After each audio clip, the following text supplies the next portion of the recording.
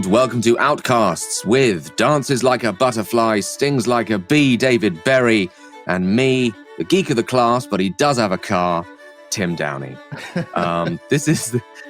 Yeah, good, they're getting more inventive. This is the show that lifts the lid on the bubbling pot that is Outlander and then drops in a few tantalizing choice morsels, and goodness me, they don't come more tantalizing or choice than today's. An author of over 11 books, she began writing back in 1991 on a practice novel that was to end up being one of the most successful book series of all time. Her work is now published in over 26 countries and in 23 languages. She is, of course, best known for playing Iona McTavish in Outlander Season 1, lest we forget. But of course, to us, she is known as Diana Gabaldon. It is Gabaldon, isn't it? I have got that right. That's close. It's actually Gabaldon. Gabaldon. My apologies. Diana Gabaldon. You've just embarrassed us, Tim. Oh, my goodness. And I was doing so well.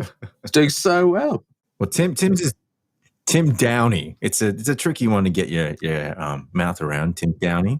It is true. And if we want to go into the lexicon of names, Downey in certain parts of Scotland, because it's a Scottish name, actually is used. It is. Yeah. There is a Dooney Castle where we were filming at one point near Crieff. There is a Dooney Castle, which, and I am more excited about this than anything else, is where they filmed Monty Python's Holy Grail. Exactly. I've been there. Where they're coming up to, let us see, and he goes, no, we've got everything. Thank you very much. We don't need anything. And they're kind of riding on, and the French then throw the cows at them. That is Dooney Castle. Fabulous. Well, Diana, thank you so much for joining us. It is a real treat that you have come on our show. It really is. And as is the way with our guests, we have asked if you would have a look at a scene that you would like to have a revisit, if you will. And the scene that we had a look at, which you mentioned to me earlier, is your favourite scene of the episode 511, which is in fact an episode that you have indeed written. Now, before we start, I just want to ask very, very quickly, when did you pick an episode to write, or did someone come up to you and say, we want you to write this particular episode? Matt Roberts picked it for me, but what I said was, I think I'm going to be finished writing the book that I'm writing, toward the end of your filming, and so can I have one of the later scenes? So they gave me 511, since naturally they wanted to do the finale themselves. But as the creator of this entire world, when you say that you're going to write an episode, do they say you can do whatever you want? You just come to us and we will make it work, or are you given as much parameters and borders as any other screenwriter, someone who was going to write an episode of Outlander or of a series? Well, some of both. The way it works in the Outlander world is the writer's room, meaning at the moment the showrunner, Matt, and the writer of the moment, and possibly all of the writers to start with, get together and they pick out what they call the tent poles of the season. We have to do this, we must do that, and we have to get this one in somehow, and how are we going to get from A to B, and all that. So quite a lot of the underpinnings are provided for you. At the end of a writer's session on a given episode, whatever, there's someone in the back of the room tapping away, and they will send you the room notes, which is what everybody said about everything. And along with this comes what the showrunner said about everything, and which is distilled down exactly what the steps that he wants. You can, pick anything, any starting point that you like, and you can interpolate a lot of other stuff that's not on the list, as long as you somehow get the things that are. And, you're allowed occasionally to omit something. And if they think, no, that's vital, then you put it back in. So this scene, which you have picked from episode 511, is scene 22. And this is the scene between Jamie and Brianna. So could you just give us a little bit of background as to where we've come from up to this point? Yes. Now, this was an interesting bit that I did create this scene completely anew for this episode. It's not from the book, and it wasn't exactly one that was recommended to me as one of the tick list that you have to include. So I'm kind of pleased with that. What I did need to do was deal with the picture of William. That's all it said was, Lord John shows up and gives gives Jamie the picture of William. And they said, we need to mention this picture somewhere else. And they did think that Jamie should tell Brianna, or somebody should tell Brianna at some point about William, because, she's going off into the future and so forth. This will be their last chance. And so I said, okay, we can do that. So that's what we did. So, Tim, do you want to assign some roles? Or? Yes, let's do that. I'm very excited. You should be. It's a two-hander. It's Bree and Jamie. We are equally versatile in giving you a Brianna and a Jamie. Is there any Diana, would you like to take a particular role, or would you like to do the big print, the stage directions, to set the scene and unleash us? I think I'll unleash you. That sounds like a lot more fun. Fabulous. Sounds amazing. Sounds perfect. I was really rooting for you to take one of the roles, Diana. Everyone wants to hear you act. All right, I can do that. To hear you do a Jamie Fraser would be so interesting. Okay, I can do that. All right, so I'm Jamie, and Tim's Brianna. That sounds. Do you know what? Let's do that. David, you take stage directions. I will give you my Bree, and Diana will give you her Jamie. We are whenever you're ready. Ready. David, I'm ready. You unleash this beast. Okay, here we go. Scene 22. I'm screaming inside with excitement right now. Interior, Fraser's Ridge, big house, dining room, day. Jamie finds Brianna, who's having something to eat. He hands her the portrait of William. Now, I'm going to attempt an American accent, and I can only apologize for how it's going to turn out, and also how much it will change throughout this scene. So here we go. Who's this? It's your brother, Akushna. Brianna looks up at Jamie with equal parts astonishment and excitement. I told you I was a prisoner of war, and that I served as a groom on an English estate called Elwater. Well, that's where he was born. Off Brianna's nod. His name is William, and your mother kens all about him. And who was his mother? If you don't mind telling me, I mean. Oh, I mind, but I'm going to do it anyway. She was a daughter of the house. Her name was Geneva Dunsany. It wasn't a matter of love between us, but it was her choice, and that's all I'll say about it. Brianna looks searchingly at the portrait, looks up to compare it to Jamie's face. He looks like you. And very much like you, Manso. Where is he now? Can I see him? He's in London. Jamie shakes his head and braces himself for the rest of it. He doesn't ken that I'm his father, and he never will. He's the 9th Earl of Ellesmere. If the truth were ever found out, his life would be ruined. He comes to stand by her, looking from her face to William's and back. The 8th Earl of Ellesmere, the man who supposedly sired him, died when William was born, and so did William's mother. Lord John married her sister, and they became William's parents. So, Lord John is really William's uncle? Aye. Lord John has been a father to William since the lad was 6 years old. I don't know what to say. My brother. I thought I'd have 1,000 chances to tell you, but since I didn't, I'm telling you now. I want you to take the knowledge of William with you, to ken there's more of your blood in the world than me and your mother. Maybe you'll want to look for him. In books, I mean. He'll be an earl. He might be easy to find. I will. Brianna can't stop looking between the portrait and Jamie, and finally closes her eyes. The portrait clasped to her heart. After a silence, When will you go, Aliana? We'll leave in a week. Jamie's overcome and just nods. After a moment, he speaks softly, still not looking at her. After your mother left me, with you in her belly, and I thought I'd never see you, I can't you were there. I was a husband and a father, and now I'm a grandsire. And even if I never see any of you again, you've made my life whole. Both of them have teared up, but are still hanging on to themselves. Brianna nods and lays her head on her father's shoulder. End scene. End scene. Oh, well, thank you. Glorious. That's my pleasure. Thank very you. much. Yeah, you did a good job. Thank you. No, I thought that was absolutely fantastic. I particularly like, because when I was reading this scene earlier, I was saying, how on earth do you pronounce these Gaelic words? How much of a grasp of Gaelic did you have before? Well, before it all started, absolutely none. But, I wrote Outlander. I began writing it in 1988. So that's been, 32 years now? Wow. So, wow. when I wrote that, I realized upon a little bit of research that back in the 18th century, people spoke Gaelic for the most part in the Highlands of Scotland. I said, well, we've got to get that in, to be as accurate as possible. Where am I going to find a Gaelic speaker in Phoenix, Arizona? Because this was pre-internet, you couldn't just online look things up.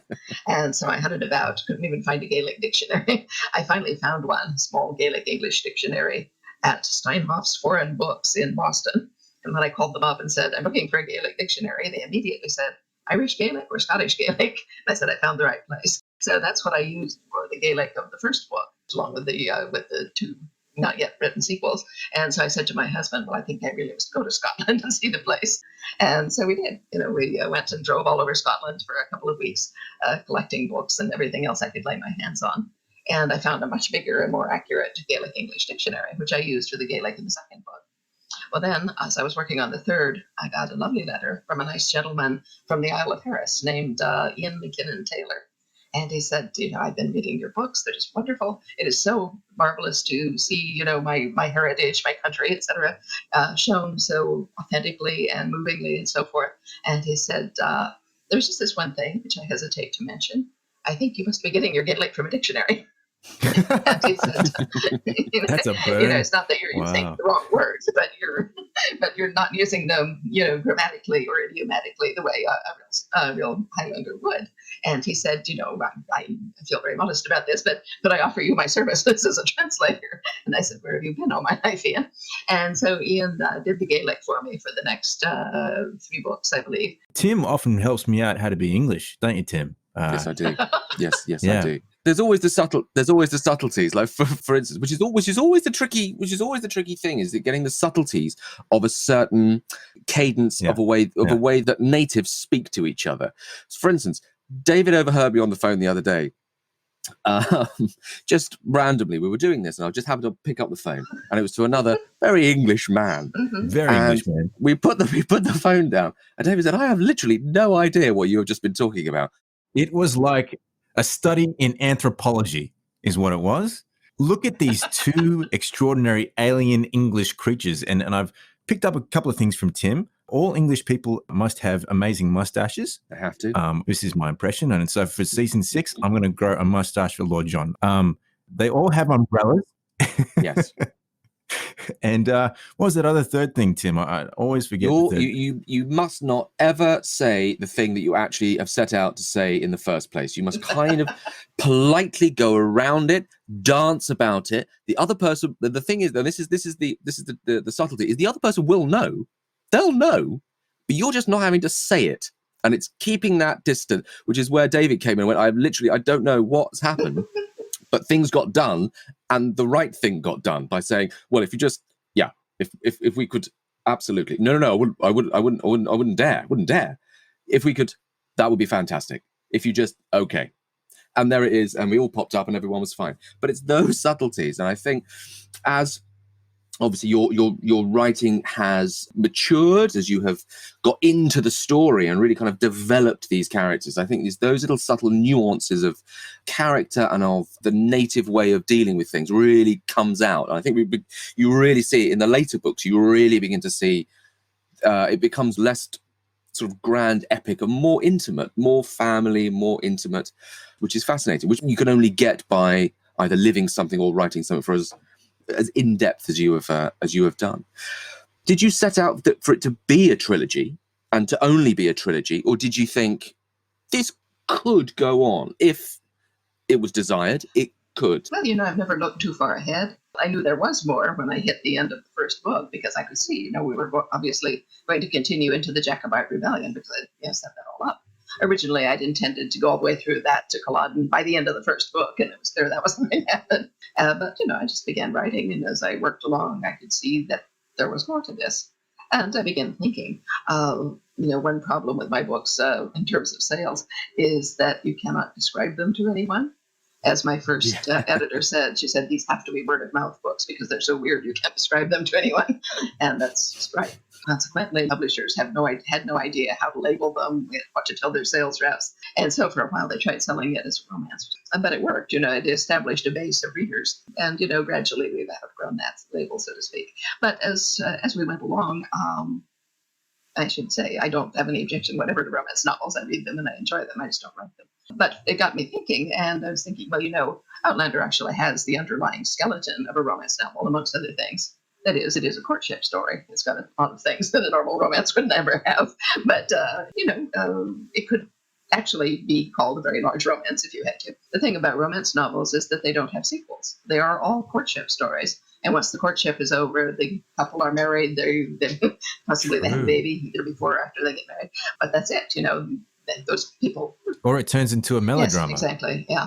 And that's not what I was doing. And so I said, well, thinking about this, I said, I don't want to do the same thing over again. And this is why the books are weird, is because I never like to do the same thing I have already done. And I can relate to that. That's why I'm in TV. Yeah, so thinking about it, I said, well, I'm not going to do a courtship story. I said, but, I have never seen anyone try to tell the story of how you stay married for 50 years. Everybody can write a story about how you fall in love. That's easy. Everyone understands it. But how do you live with another person and stay in love with them for 50 years? I said, that seems like a worthy, literary goal. So that's what I'm doing. Absolutely. Yeah. I don't want to circle back, Tim, if you don't mind. No, not at all. Go for it. Because we kind of skipped over this. Why did you choose that scene? What is it about that scene that you thought, this is why I wanted to read it? And second of all, how did it feel to play Jamie Fraser? It was interesting.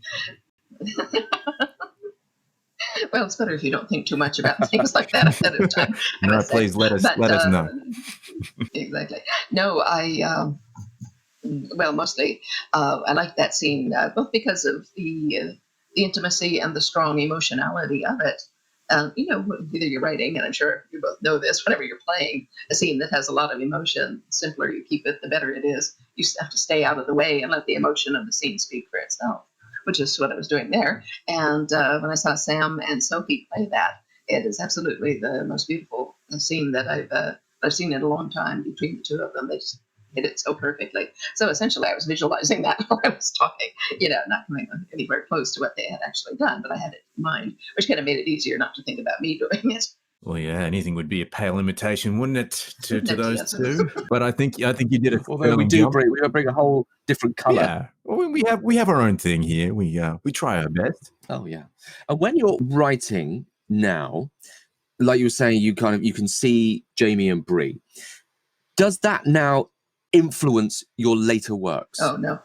When you write Jamie Fraser, do you see Sam? Big Sam Hewan's No, face? luckily not. Yeah, no, I don't. I mean, there's a certain similarity in general outline, physically speaking, but not face-wise. Their faces are quite different. In fact, when my husband likes the show, he says every time he sees Sam in profile, he wants to grab his nose and pull it out another inch or so. It's the most bizarre thing I've ever heard. I think most people, when they see Sam Hewan in profile, they're thinking a few different other things on how to pull his nose. The real Jamie has my husband's nose, which is quite long and very straight. It's a very elegant nose, but it is noticeably longer than Sam's. Well, when was the first time you heard that? Was it in the read-through that you first heard it sort of spoken aloud, or do you speak your lines out loud, or do you get other people to read something before you commit it? I can hear things in my head. When I'm writing, I can hear people talk. So I just write down what I'm hearing. Sometimes it takes a long time of fiddling to hear the next thing that comes along. No, I would have loved to be at the read-through, but unfortunately, I wasn't in Scotland at the time. So but all notes were sort of fed. Yeah, I didn't hear that scene at all until I got the dailies from it. Really? Mm-hmm. So how much was there a lot of changes you had to make? Not in that scene. No, that one's exactly as I wrote it, word for word. Yeah, it's nice when that happens. Oh, right. Yeah, that's lovely when that happens. Done.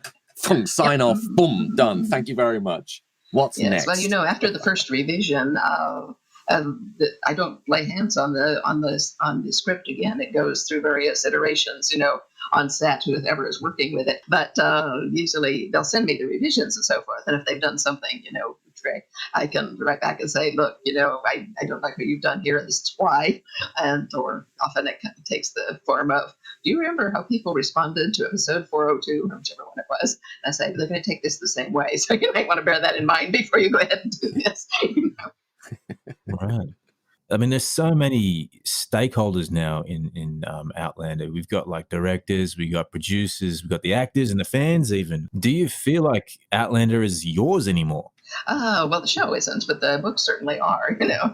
I have total control over what goes into the story, and the books will stand long after the show is gone. I guess this kind of leads into another question I've been nervous to ask, because I don't know how you feel, Tim, but there's something a little bit dangerous or Promethean about this interview. That they say that you're not really supposed to meet your creator. I see. And so, here we are, two actors, two dummy actors. We do our best on the show, but we're not the creator. You do a wonderful job, both of you. Yeah, I have a few. Well, thank you. Thank you. We weren't fishing, but it's very Well, nice. I'll take it. Not fishing, but I'll absolutely take it. That's on the CV now.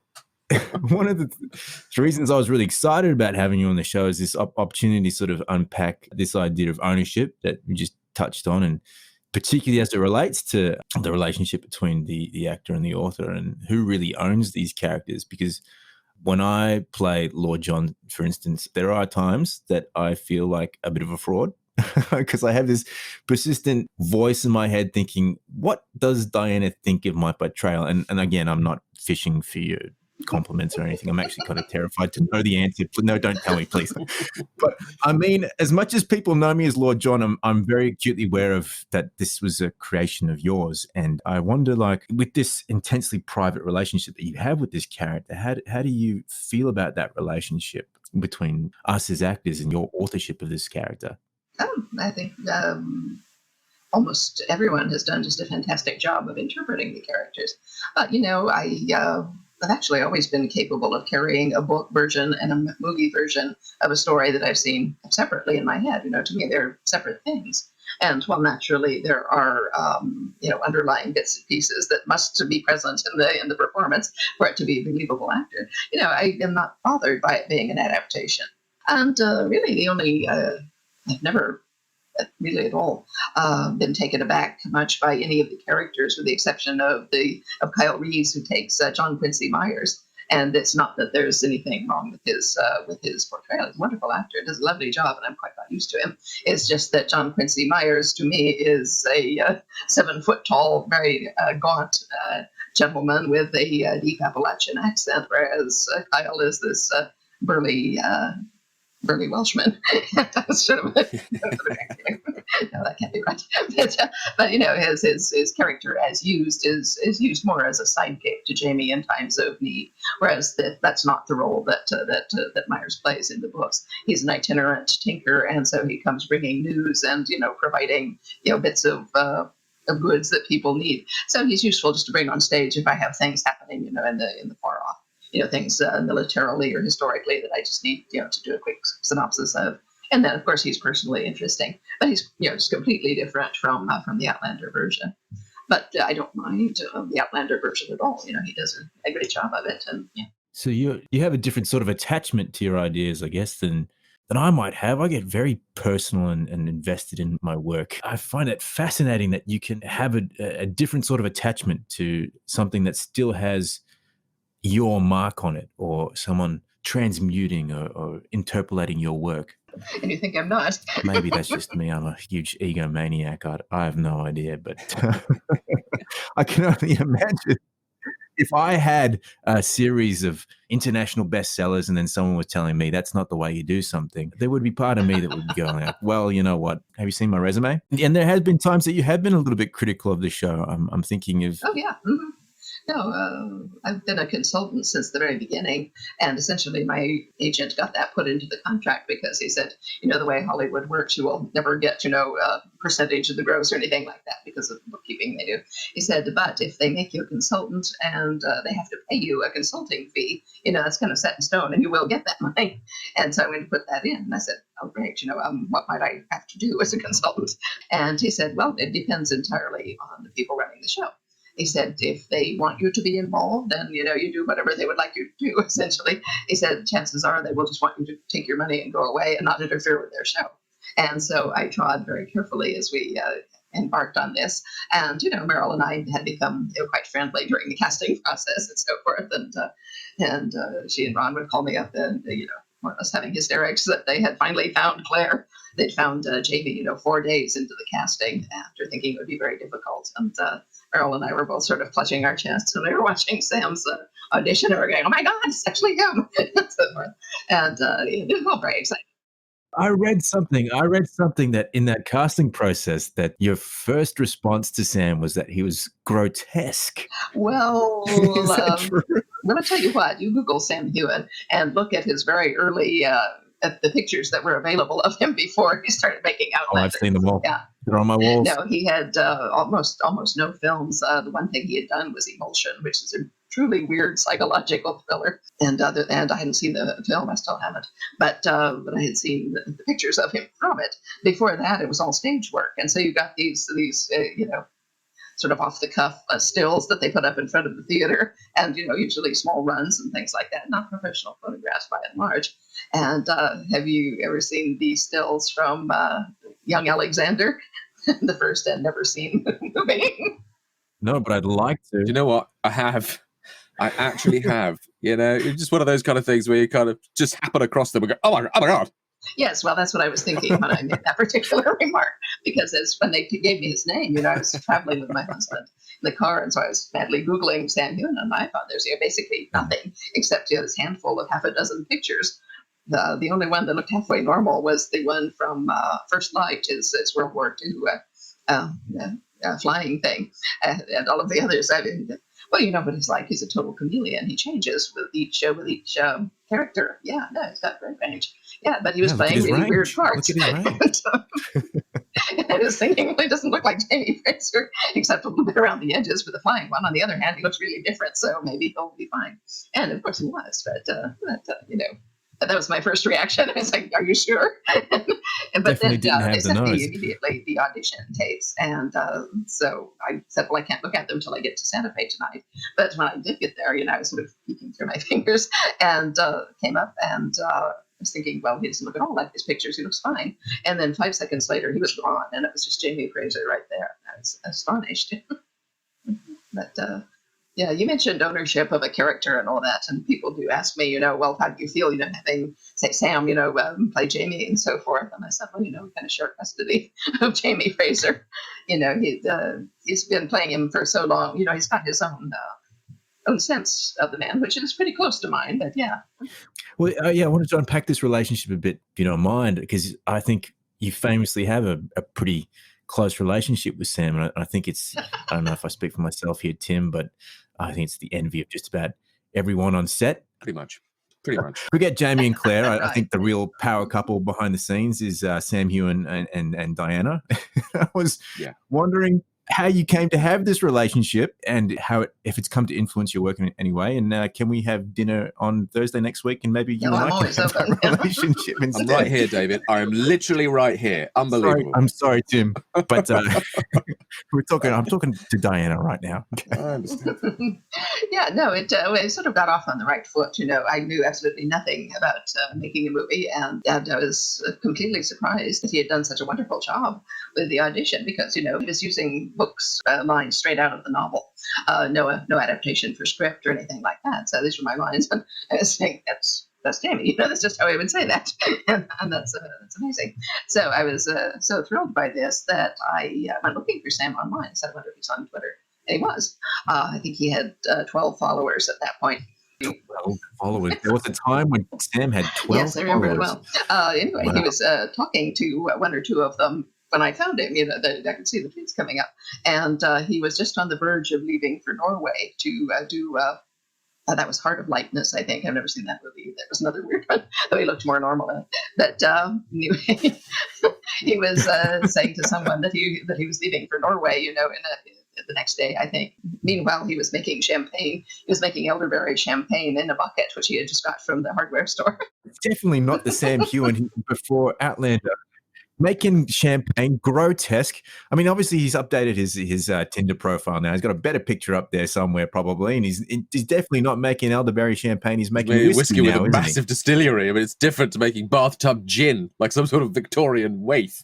Well, sorry to interrupt. Where did it go from there, Diana? Like, what happened after that? Yeah, well, as I said, I'm chatting, and he mentioned, going to Norway for a film. And so I had quickly followed him so that I could step in. And so I just put something in there and said, "Nice job, man," which might have been taken to apply to the film in Norway. Anyway, he recognized me from my, or he probably said, "Who the hell is that?" and went and looked and was going, "Oh my God, it's her."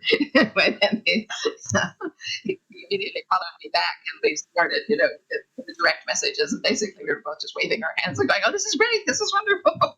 And, mutual admiration society at that point. So it has really never changed. With all this talk of Sam Heughan, I wanted to switch gears for a second and talk about sex. One of my favorite topics. Well, I think it's one of all of our favorite topics. And I wanted to say the way that you depict sex in your novels is sort of, for my money, a very visceral and very explicit sense to it. And I have to confess that reading your books, to blushing a little bit, imagining what kind of sex life you're having, I almost feel like I'm in the bedroom with you. And let me say, I was more than a little bit embarrassed for myself, that is, when I met your husband. But then, of course, you're very, very good at describing homosexual sex in the Lord John novels as well. And however you might be able to channel the thoughts and desires of a gay man, I'm pretty sure, although I don't want to be presumptive, that you're not, in fact, a gay man. So not in this life, no. Well, maybe in another. So I'm fascinated by your approach to depictions of sexuality in your work. And I was wondering if you could, excuse the pun, lift the sheets on that little, and give us an insight into the importance of sexuality for your characters in Outlander, and how you go about writing a sex scene. Yeah, well, as I said, I realized that I was writing the story of a marriage rather than, a romance novel and so forth. And as I may have said once or twice before, there may be long and happy marriages that don't involve sex, but I'm not aware of any. Personally, I've been married for 48 years. I know what I'm talking about. And also, I was a scientist in my previous incarnation. I've got a PhD in quantitative behavioral ecology, which is just animal behavior with a lot of statistics. But, I'm used to watching, animals, people, etc., and figuring out why they do what they do. And it's all fairly straightforward when you come to sex. The thing is, sex, as you undoubtedly know, is a language unto itself. You can express any emotion in a sex scene between two people. And the fact that it is a sex scene gives it a heightened immediacy. And that's because people are hardwired to be interested in sex. It's deeply important to us as a species.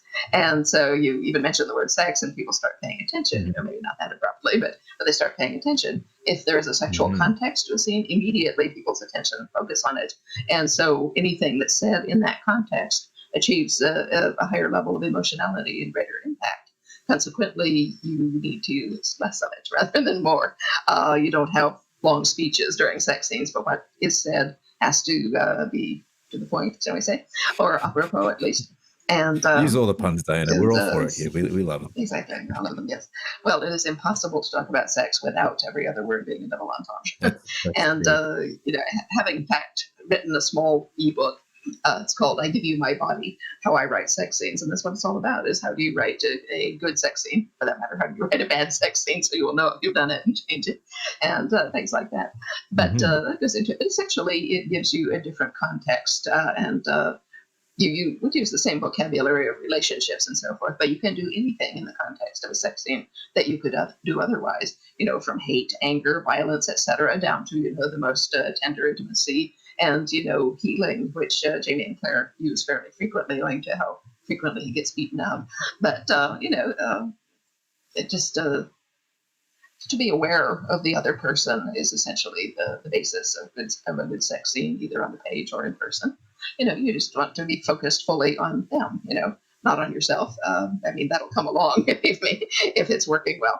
And you just don't need to worry about it. Well, absolutely. I think what fascinates me about the way that you write sex scenes, and indeed the way that sex scenes are portrayed on Outlander, is that they have a very sort of different or almost unique way of displaying intimacy. It always has a very, I want to say, again, without being presumptive, almost it takes things from the female gaze, which I think we're so often used to seeing in film and TV. The sex scene back in the 50s was just a train going through a tunnel. Other eras, we've had everything from the male point of view. It's like just to find gratification in an instant and it's over, and we see a bit of things that titillate. Well, they've been very good with interpreting sex scenes and so forth. I was quite surprised to begin with that they were willing to do the sex in such an explicit though tasteful way. It did not actually surprise me that it was done from the female point of view. In fact, I'd never heard the words female gaze before until various reviewers started hopping up and down and going, "Oh my God, no one's ever done this before." And I'm thinking, really, are you sure? But anyway, Claire is the narrator of the first book. After that, the narration spreads out a bit, but she continues to be the only first-person narrator. You do get the other characters' points of view. You can be inside their heads in different parts. And I really enjoy writing from a male point of view, for that matter. My husband reads what I write, by the way, and occasionally he will write something and say, no, really not. And I'll say, all right, tell me how. And in fact, my husband is still the only person who sees what I'm writing while I'm writing it. Because I can trust his input. He's known me a long time, and vice versa. And so when I finished a scene, I work at night, as noted, and I'll just print it off and take it down, leave it on his sink. And he gets up very early at 5:30 or so. I crawl in bed at 4:30. He gets up at 5:30. He goes off to drink his coffee and read the scene. So I'll bring it back at noon with marginal remarks and things like that, like nipples again and things like that. So, but he's very blunt and very funny himself. But he can put his finger on anything that's wrong. Sometimes I'll put my own note in and say there's something wrong with it right here, but I don't know what it is. And he'll come back and he'll say, what is this? This particular character, either he's in the wrong scene or he should shut up here because he certainly shouldn't be doing what he's doing. He's no proper man would do that sort of thing. And so once I've seen it, then it's extremely easy to fix, of course. But my only editorial input, I guess you'd say, while I'm working is from a man. So as I say, it never entered my mind that having a female gaze was anything different. It's just my gaze. Tim, have you ever had to do a sex scene on camera or film? Professionally, we're talking about here. Do you know what? No, I haven't. No, I haven't. They've always been, they've never been full-on sex scenes. They've always been slightly fumbly embarrassments, is basically it. That kind of very, very English kind of, okay, just sorry. No, that's my arm. Get my arm out. A lot of that. A very English way of approaching what is, of course, a very emotive, difficult subject, especially for a whole society like my own that gets very embarrassed very easily. So we approach, the English would approach it, or certain echelons would approach things like that. It's the only way we know how, which is through comedy, which is through the awkwardness of it, because we are not that expressive, and so therefore to do a full sort of expressive sex scene would, I think, for me, would be slightly tricky. I'd throw myself into it, don't get me wrong. But I've also heard that actually, from an actor's point of view, they are one of the least erotic, least sexual things you will ever do. They are so prescriptive. They are so kind of, all right, now we're doing that. Now put a hand there, don't put your hand there. All right, let's get the boob. I mean, I remember doing one of these little kind of slightly fumbly, sort of funny sex scenes. And it was it was supposed to be in a dorm. We were students. Just kind of that embarrassed sort of first time of 18-year-olds, that kind of thing. And as we were filming it, the guy who was the boom operator had to stand literally where our heads were, holding the boom in, with his belly hanging out from under his shirt, going, "Is that it? Can you see that? Have you just got, sorry." I kept knocking it, and it just made the whole thing so... We're talking about the mic here, right? So incredible. Yes, exactly. Mm-hmm. But it just made the whole thing so desperately awkward. And so kind of, please let this end. Please let this end. This is, yeah. So the writing of them and the magic of them that can appear on a page that your mind can then take flight wherever it wants to be is very different to, all right, scene 18, everyone. Just the people that need to be here. Steve, not you. You don't need to be here. Oh, absolutely. It takes the edge off. Absolutely. And I remember one of my first, I'd done a couple of sex scenes, but I had my first Outlander sex scene, I remember. And I remember getting on the page and I was like, oh, here we go. Here we go. That's why I had to sign the nudity contract. This is coming up. This is why I've been going to the gym. I knew that this moment might come up, and my time was now. And it was in season 4 where Lord John was going to have a little bit of a romantic tryst with Judge Alderdice. And I knew how these things played out. I remember the actor who played it. It was Andrew. I can't remember his last name, but like most good one-night stands, you can't remember their last name. You might even not remember the first name. But this guy, we hardly knew each other. So we had to do the sex scene. We just met that morning, and he was like trying to negotiate, well, who's going to do what? You're going to be the pitcher or the catcher? And you had to think about these things because they're very much character choices. And I think that we had the discussion with Nancy, who directed, and it's like, well, John, you're the pitcher, and Andrew, you're the catcher. And then you had to have a kind of discussion about the tone of it. And then it got to the business of it, and we had to do it several times. And then I remember Andrew getting really into it. But it's two straight men just trying to simulate this gay sex scene. And I mean, you do all kinds of things as an actor, but there's never something so quite strange as when you're in that moment trying to recreate something so intimate and so private and personal. And what I like about Outlander, though, is that it has no sense of shame about sexuality.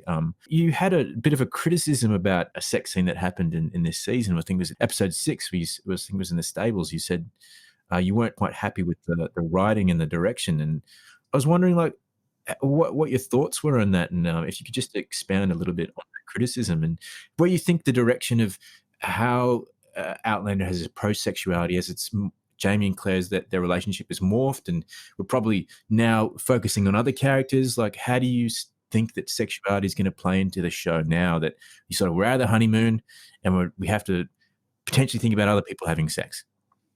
Well, fine with other people having sex, that's not a real problem either. I don't know if everyone wants to see Tim having sex. Everyone wants to see me. Everyone wants to see this. Don't make assumptions. Uniform, yes. Exactly. I can do without them on Outlander, Tim. You can take the wig off. Give it a chance. Just give it a chance. Just let it play out. Don't answer straight away. No, I'd like to see Governor try it without his wig. Yeah, but returning to the stable scene and so forth, the problem there was more with the setting, but it was more that it was the sort of scene that it is, which is one of what they call the iconic scenes. These are scenes that have a big impact on readers of the books, and consequently, they're very eager to see this particular thing, but they're very eager to see that particular thing. They don't want to see anyone's interpretation of it, or they don't want it to be changed in some way. You may recall back in, I don't know if you were noticing in the show in season 3, when Claire comes back to Jamie and shows him the pictures of Brianna. Okay, well, in the book, this is an incredibly moving and affecting scene. This is one of the main reasons why she's come back, in fact, is to show him his daughter and all that. And in the book, he looks shocked and straight-faced because he can't think what to do for a moment. And then there's a line that says, he turned toward me and with the improbable grace of a tall tree falling, leaned on my shoulder and went completely and thoroughly to pieces. Okay, so this is a line with a lot of impact. People want to see that.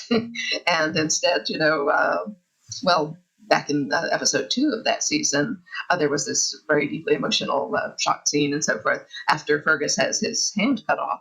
And Jamie is waiting to see if he's alive. His sister comes down and says, yes, he's alive. And Jamie just falls to pieces. He falls literally to his knees, and is just going to pieces in her arms.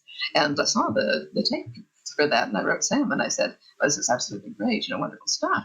I said, I'm a little concerned because that is what people are expecting to see you do in episode 6, and you don't want to be doing the exact same thing, of course.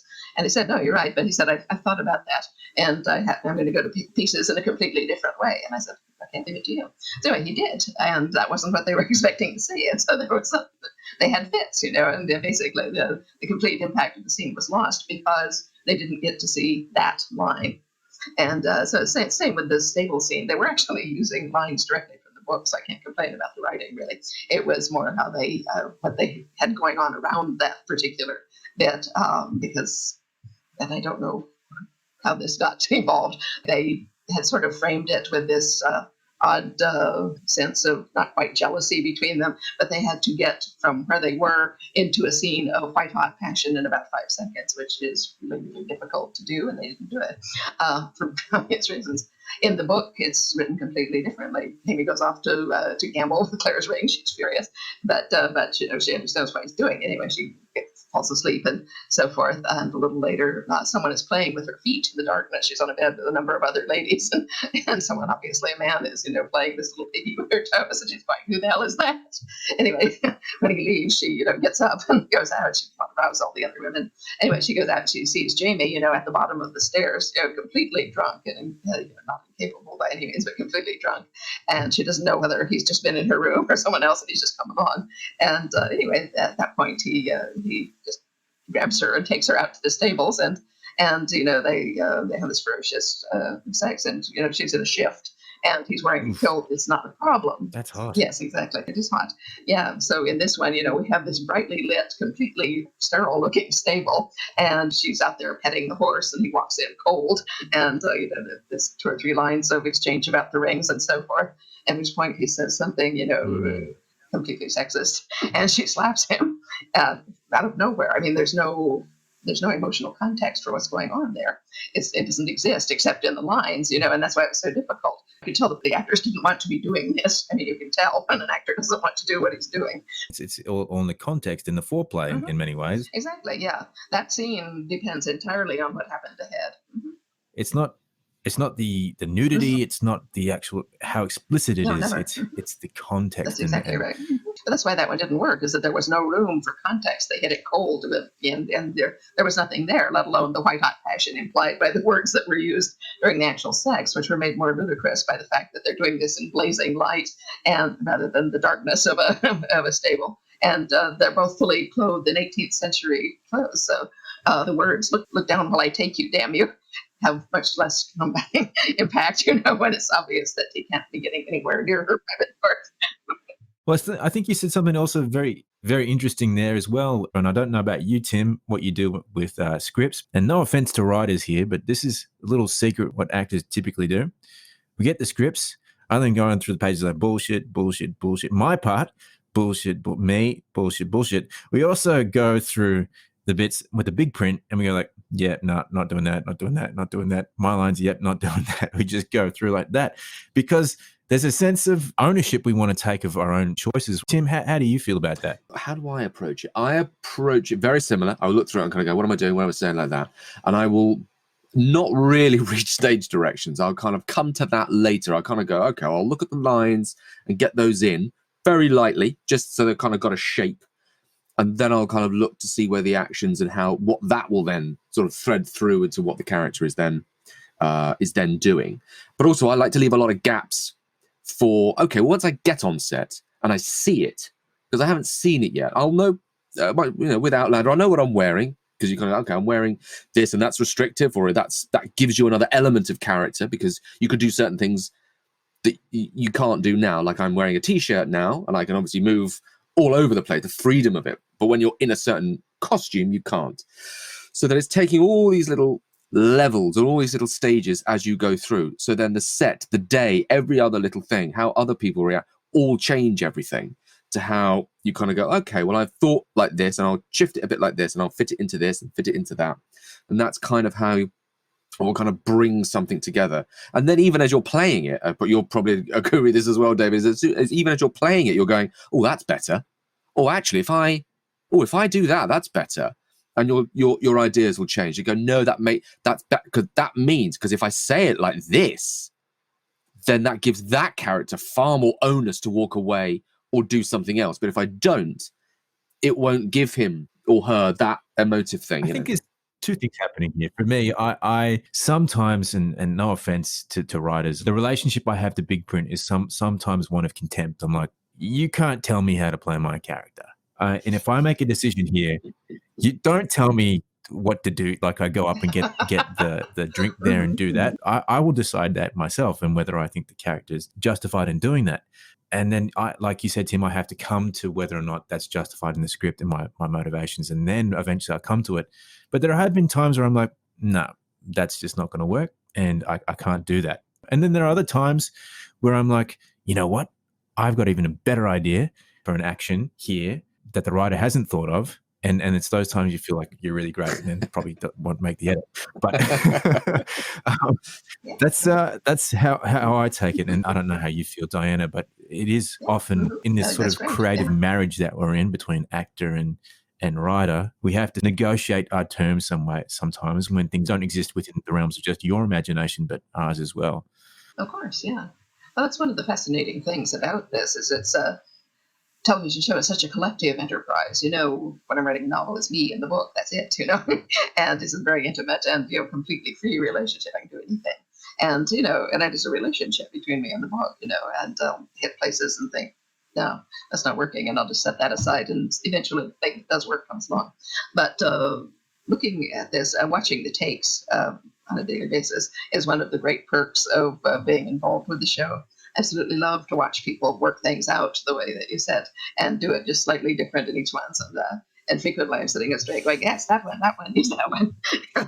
Often enough they do, and sometimes they don't. And actually, I have suggested to them once in a while, I say, there's this one really particularly good take, and this is why. And sometimes they'll actually oblige me and put it in. But it is a very negotiating sort of process, as you say. And it occurred to me for the first time in season 2, when I was on set for the episode I'd written there, why people say the writer is the low man on the totem pole in a show or movie that he started. That's because the writer is the only person whose work doesn't involve time or money. If it's in your head, it can be easily changed like that. And you're always going to get to a spot where, it happened there. I was writing that Anne Kenny was doing the other episode in the blog. And at the end of this scouting long day on what they call tech recce, where you go around all the locations, coming back, and David Brown, the executive producer, said, would you both come back to my office? I have something to talk about. I said, okay. And he said, well, I've been on the phone all day with the agents for Nell Hudson, who plays Leary, and Annette Badlands, who plays Mrs. Fitz. And because Anne had written an episode in which there were 5 scenes in which Mrs. Fitz and Leary appeared together. And this was kind of an important scene because it was where they were going to try and redeem Leary for the stupid decisions that they'd made in the earlier season, which made it impossible for Jamie ever to have consciously married her, knowing what he knew about her. So they were going to try and redeem her here. Anyway, it didn't work for a lot of reasons, none of them being Anne's fault. But anyway, she was going to have Mrs. Fitz, sort of do special pleading with Claire on Mary's part and all that. And but they couldn't have the 2 actresses together. They could have. He said, we have this castle for 4 days. We can't move those days. It has to be these 4 days. I can have Nell on day 1 and day 2, but not Annette. I can have Annette on day 3 and day 4, but not Nell. There's no way I can have them both present. So he looked at Anne and said, you got 5 scenes involving these 2 women. Which one do you want? Maybe you'll have to rewrite them using only that one. And so I could see her turning white and so forth. But that's when I realized, if it's time or money, but if it's the writer, nah. I think you might need a new agent. Because Tim's getting paid a lot. Yeah. Just turn up. Yeah. Way too much, really. Considering. For what he does. And you didn't even write it, Tim. You just I just walk around like I have written it. That's my arrogance. Yeah, I know what all this is about. Don't worry about that. Don't come near me. I know. I'm in cat. Leave me. Do a lot of that. You said you feel low on the totem pole. I just want to figuratively, I'm sure you don't actually believe that. I think you once said in an interview that as an 8-year-old you had this conversation with God where you told him, I want to write the kind of books that lift people up, and that God said to you in a very matter-of-fact way, I think, that's okay. But people view you as a kind of goddess or deity yourself, and I was wondering how you respond to that, and how does that make you feel in times of darkness, like what we're all going through with this COVID-19 thing right now, and how people look to you and your artistry as something to get them through that and see the light at the end of the tunnel. Do you feel a weight of that responsibility? How do you feel about those things? Well, they're using the books that I've written over the last 30 years. There's nothing I can actually do to affect those at the moment. They stand as they are, and I'm really, really happy that people can find them an escape and a distraction, and some help in times of all kinds of trouble. I get very moving emails periodically from people who have encountered the books during a time of personal tragedy. And there was one woman, this one I can tell you about. She said her brother-in-law had shot himself in his living room, and it was a terrible mess. Anyway, her sister, of course, had been hospitalized and sedated and all that. And she said the police come and gone and so forth, and she'd run back and was looking at what was left and so forth. And she said, I can't let my sister come back to this. I would clean it up. And so I said, well, if I was Claire, I wouldn't have any problem with this. I'm just going to be Claire for the next half hour. And so that's what she did. Mm-hmm. Mm-hmm. Wow. Yeah, but this is not we things, could all afford to be Claire, couldn't we? But things like these are not things I could foresee, let alone address purposefully. All I can do is tell the story the most honestly that I can.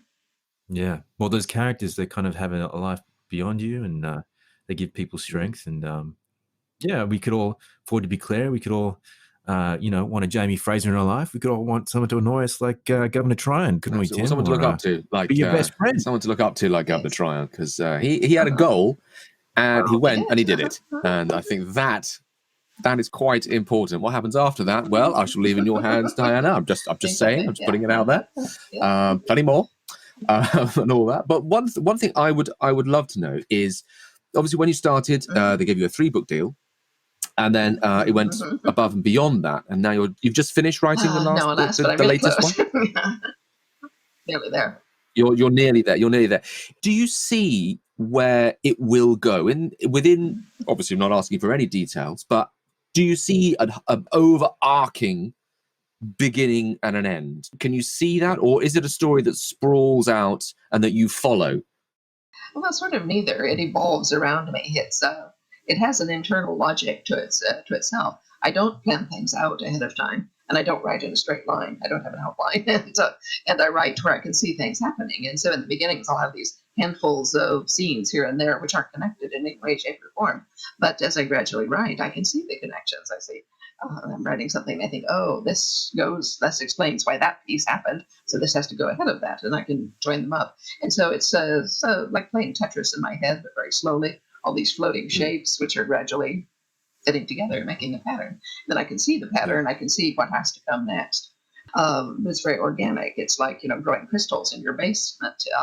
You can't force the crystals to grow in a different alignment or be a different shape, but they can form a large thing or a mat or things like that. The crystals will form according to their own internal laws of geophysics. That's the scientist speaking now, isn't it? But there's always a logic to it. And as I say, I was an animal behaviorist. There is a logic to why people do what they do. They have infinite variation in that, of course, but what they do has to be logical in terms of their own persona and their own context. Mm-hmm. Yeah, but to answer your actual basic question, I never think about the readers when I'm writing. I can't. It's just me and the book. I can't say, oh my God, I've got to do this because they'll go mad. And so sometimes I'll write something and my husband will write in the margin, they're going to scream when they see this. I'm going, well, yes, but I can't do anything about that.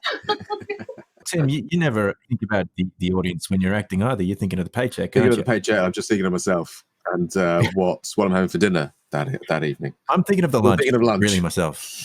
Yeah. That peek behind the actor's curtain for you there, Diana. You think it's all character going, he looks... Well, I was an actor. Exactly. So the anguish of going, he looks very focused. You're going, what time is it? That's why. He's hungry. And he's just thinking, I just get through this. Then I'll be at that truck. That's what's going to happen. Well, Diana, I cannot thank you enough. Thank you for your time, for your insight, for the books and the continuing work that you do, and for such a wonderful show. And thank you. I think I speak for David as well when I just say it's been an absolute joy to speak to you. Scary. I enjoyed it so much. But meeting your creator, but very, very enlightening. Oh, you guys are tremendously fun. And no, it's lovely to talk to you both. Really enjoyed it. Hello, and welcome to Listeners' Questions, where we'll go through our inbox again and find the best question. Well, we have a very interesting one here. Okay. Quite a tricky one, actually. I think this is more like one of those maths riddles. But this is from Julie. So thank you for this, Julie. The question is, Ian has 20 apples and has to walk up a 15-degree steep hill. He has a brother. His name is also called Ian. Halfway up the hill, they drop 4 apples. Okay. And his younger brother Ian picks up 3. They continue up the hill, and then a plane will then drop 20 more apples. How far have they travelled? Okay, well, I don't even know where to begin with this. I feel this is quite technically difficult. I'm going to hazard a guess. What do you think, David? What are your thoughts on this? Tim, I've always been the maths brain of this pairing. And I just wanted to check before I answered this question. Is this Ms. Julie Canning? Let's have a quick look. Yes, it is. Right. That's my 7th grade maths teacher. Thanks. Hi, Mrs. Canning.